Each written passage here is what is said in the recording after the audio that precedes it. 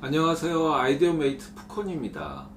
책을 통하여 스타트업 경영을 돕는 푸콘의 리딩 경영 시간입니다. 최근에 트렌드에 많은 관심을 갖고 있는데요. 그래서 관련 내용들을 여러 가지 살펴보다가 2014년에 출간된 이 책에서 언급한 내용들이 얼마나 맞았는지 좀 궁금하더라고요. 특히 통일한국에 대한 내용도 있어서 한번 살펴보았습니다. 이 책의 저자 짐 로저스는 퀀텀 펀드를 설립해서 10년 동안 4200% 수익을 올렸습니다.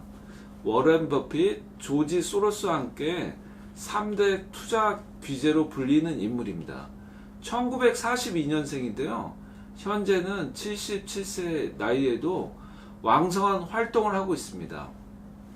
앞으로 세계는 중심축이 아시아로 이동할 것이라고 예상하고 2007년에 싱가포르로 이주를 합니다.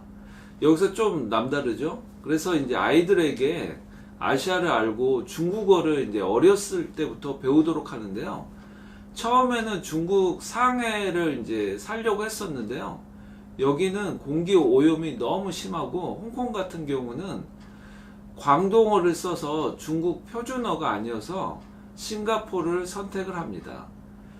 이 짐 로저스는 특히 북한에 큰 관심을 보여왔는데요. 2015년에는 CNN과 인터뷰에서 전 재산을 북한에 투자하고 싶다는 말도 합니다. 북한이 개방이 된다면 앞으로 한반도는 적어도 20년 동안은 세계에서 가장 역동적인 지역이 될 것으로 내다봅니다. 짐 로저스 철학은 좀 독특한데요. 정부 기관에서 발표하는 통계 같은 거는 홍보 행위라고 해서 잘 믿지 않습니다. 직접 눈으로 발로 파악을 하는데요. 그래서 관심 있는 지역은 직접 가서 현장을 확인을 합니다. 북한 같은 경우는 2007년에 직접 여행을 간 적도 있습니다. 최근에는 우리나라 아난타라는 금강산에 골프 리조트를 보유한 민간 기업이 있는데요. 여기에 사회이사로 취임을 해서 투자 기회를 모색을 하고 있습니다. 2014년 이 책에서 짐 로저스는 이런 말을 하는데요. 북한 최고 지도자 김정일은 스위스 사립학교에서 공부를 했다.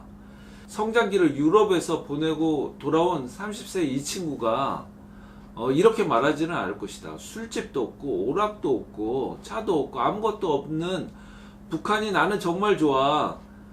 이들은 외부 세계를 맛봤으므로 외부 세계가 어떻게 돌아가는지 잘 알고 있다. 그래서 나는 북한이 곧 개방할 것으로 본다. 이 부분에서는 어느 정도 비슷하게 가고 있다고 생각이 좀 드네요. 통일 한국 같은 경우는 북한은 값싸고 숙련된 노동자와 천연 자원이 남쪽의 자본, 기술, 경영 능력과 이제 결합하게 되면 일본을 앞설 것이라고 말을 합니다. 저는 이런 생각이 들더군요. 통일 한국은 당장 눈앞에 보이는 일도 아니고 내가 기회를 잡을 수 있을까? 여러분은 어떤 생각이 드십니까? 짐 로저스의 말로 마무리를 해보고 싶은데요.